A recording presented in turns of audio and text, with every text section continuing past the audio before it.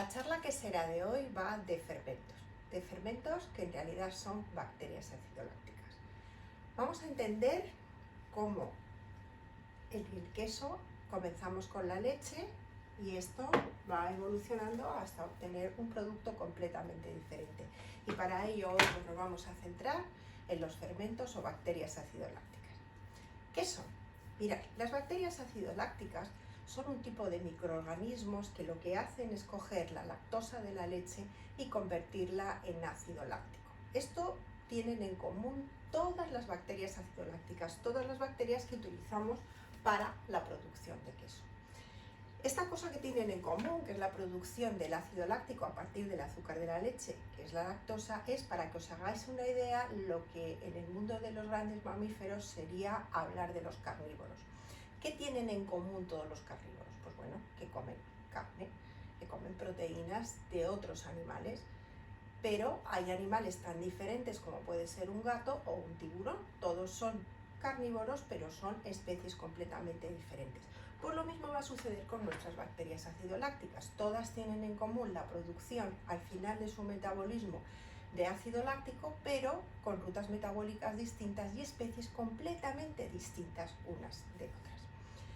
Estas bacterias acidolácticas se encuentran en el ambiente. De hecho, en todas partes encontramos bacterias de este tipo.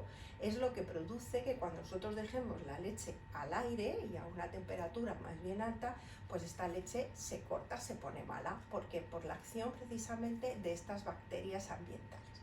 De estas bacterias acidolácticas que existen, hay un grupo de ellas que nos interesan para la producción de queso. ¿Qué es lo que van a hacer estas bacterias? Estas bacterias van a coger la leche que están en estado líquido y lo que va a hacer es ir convirtiendo la lactosa poco a poco en ácido láctico y convertirla al final en una especie de pasta que uno conoce pues como una leche acidificada. La que todo el mundo conoce y con la que estamos muy acostumbrados a convivir es con el yogur. El yogur en realidad lo que se ha hecho es sembrar la leche con una bacteria ácido láctica y ha convertido la lactosa en ácido. Esta leche se ha ido poniendo cada vez más ácida hasta que llega a un punto que esa acidez actúa sobre las proteínas y estas proteínas tratan de juntarse unas con otras, ya no están separadas, ya no están disueltas en la leche, sino que empiezan a hacer cuerpo y crean como una especie de masa pastosa. Eso es debido a la desnaturalización proteica de las caseínas, y que con la acción del ácido dejan de repelerse unas a otras las caseínas y tienden a unirse. Por supuesto, esta unión, como veis, es mucho menor y mucho menos potente que la que hemos visto o la que experimentamos cuando utilizamos el cuajo, porque el sistema que tiene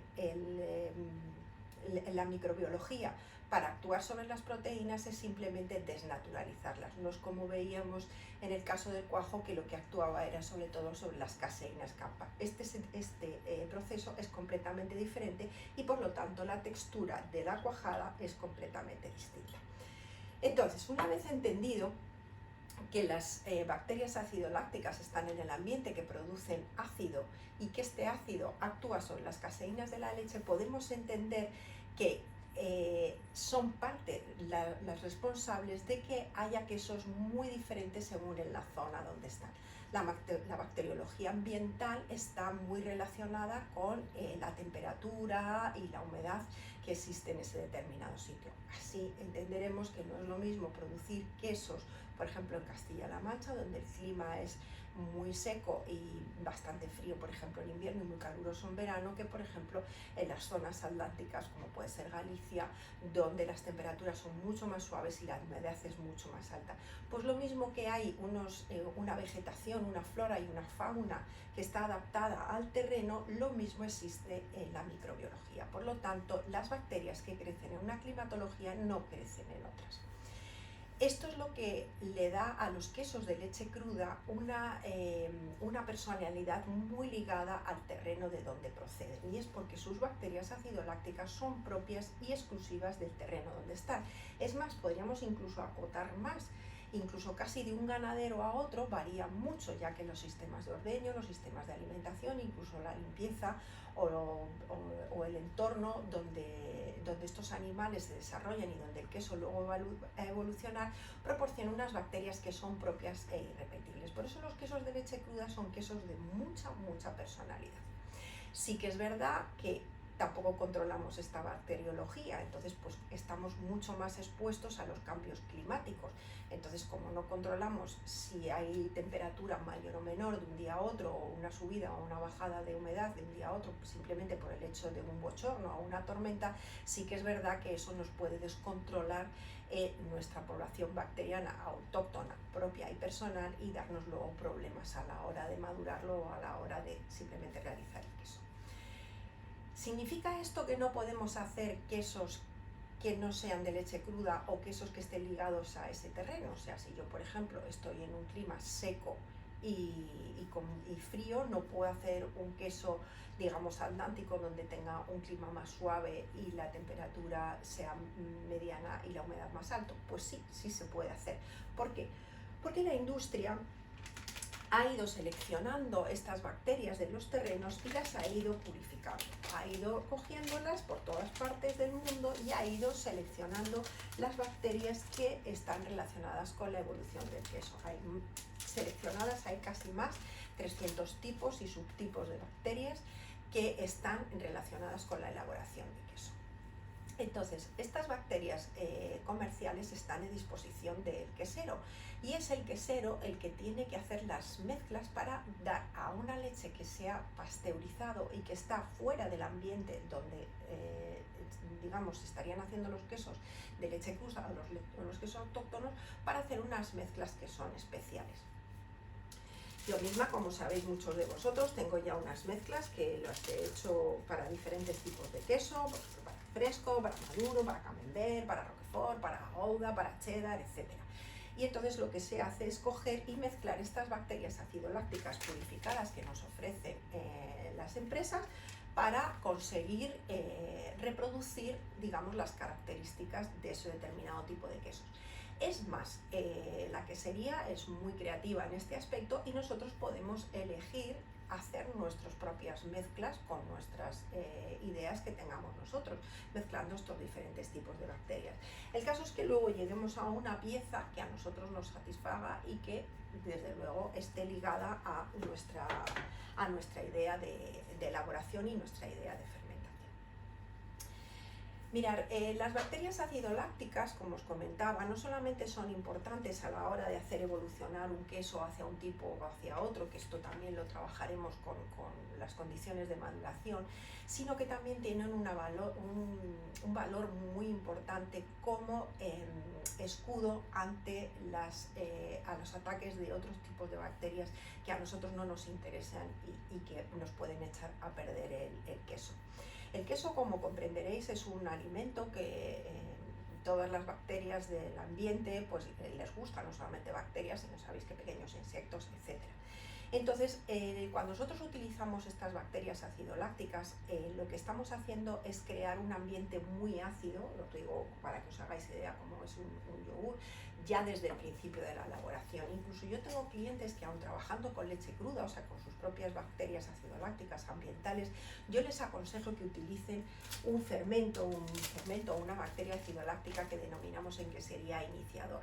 Es una bacteria normalmente de tipo mesófilo, homofermentativa, que ahora veremos qué significa, para que produzca ácido láctico enseguida, que empiece rápidamente a producir ácido láctico. ¿Para qué? Para que esa leche baje el pH y solamente permita a otras bacterias del tipo ácido láctico crecer. Es decir, nosotros cuando ponemos estas bacterias rápidamente, aunque estas bacterias vienen en forma de polvo, ¿veis? Así, porque están liofilizadas y congeladas, estas bacterias, una vez que se han rehidratado en la leche, comienzan a reproducirse rápidamente, y en esta reproducción, que requiere gran cantidad de energía, comienzan a coger la energía de la lactosa de la leche y empiezan a producir ácido láctico. Entonces el pH de la leche comienza siendo un pH 7, que es un pH corporal, un pH neutro, empieza a bajar. Entonces, en el momento que empieza a bajar ese pH, ya hay una selección natural de qué bacterias pueden crecer ahí dentro. Es como, para que os hagáis una idea, el mismo efecto que tiene en gastronomía. Conocemos, por ejemplo, la conservación en aceite, en vinagre, como puede ser, por ejemplo, los boquerones en vinagre. El pescado, que sabéis que tiene una capacidad de putrefacción muy alta, en el momento que lo sometemos a la acción del vinagre o ácido acético, estas proteínas se desnaturalizan, crea un ambiente sumamente ácido y ya ahí el pescado está completamente a salvo de podredumbre. Pues aquí sucede lo mismo con el queso. Nosotros vamos a poner unas bacterias ácido lácticas iniciadoras, que son bacterias que van a producir ácido láctico rápidamente, y entonces solamente van a hacer crecer aquellas bacterias que están relacionadas con la evolución de la leche hacia el queso, y no van a permitir otro tipo de fermentaciones anómalas.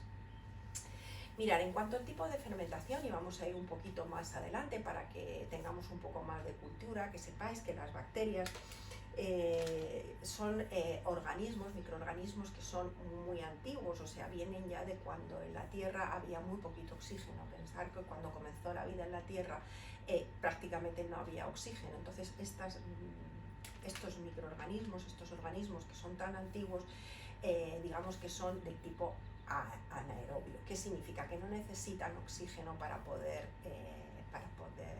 desarrollarse y para poder metabolizar y poder vivir. Para entender un poco más del metabolismo de estos microorganismos y entender cómo influye en la evolución de la leche al queso, quiero que sepáis que existen dos tipos fundamentales, o mejor dicho, tres tipos fundamentales de fermentación, que será una fermentación que denominamos homofermentativa, en el cual estas bacterias cogen la lactosa de la leche y producen exclusivamente ácido láctico. Otras bacterias que se denominan heterofermentativas, que estas bacterias cogen el ácido láctico y no solamente producen la lactosa y producen ácido láctico, sino que también producen etanol y producen CO2, ¿sabéis? El gas. Estas bacterias son las responsables de la aparición de los agujeros, los famosos agujeritos que aparecen en los quesos, precisamente porque son burbujas de CO2 que se quedan atrapadas en la masa la masa del queso. Cuando nosotros trabajemos con quesos que están cerrados, que no tienen ningún agujero, es que han trabajado sobre todo bacterias homofermentativas, aquellas que han producido solamente ácido láctico. Y cuando veamos que hay agujeritos es porque son bacterias del tipo heterofermentativo, o sea, que no solamente han producido ácido láctico, sino que han producido etanol y también CO2 en su metabolismo. Y luego hay un tercer tipo que se consideran también bacterias ácido lácticas, que son las bifidobacterias, que estas os sonará sobre todo porque están consideradas como unos probióticos, porque son bacterias que se han aislado también sobre todo en los lactantes, y que son bacterias que pueblan el intestino y que ayudan a tener una microbiota pues, muy sana. Estas bacterias no solamente producen ácido láctico, sino que además producen también ácido acético, crean un ambiente de acidez donde está claro que el resto de bacterias también del intestino pues tienen mayor capacidad de seleccionar aquellas que son beneficiosas para nosotros. Por eso los bifidobacterias se consideran probióticas también. Mirad, esto es en cuanto a las vías metabólicas que tienen, y para que entendáis por qué hay quesos que tienen la estructura cerrada, porque son solamente de acciones de bacterias homofermentativas, y aquellas que presentan pequeños agujeritos o agujeritos muy grandes, que son las heterofermentativas, porque son aquellas que son capaces de producir este CO2, ¿vale?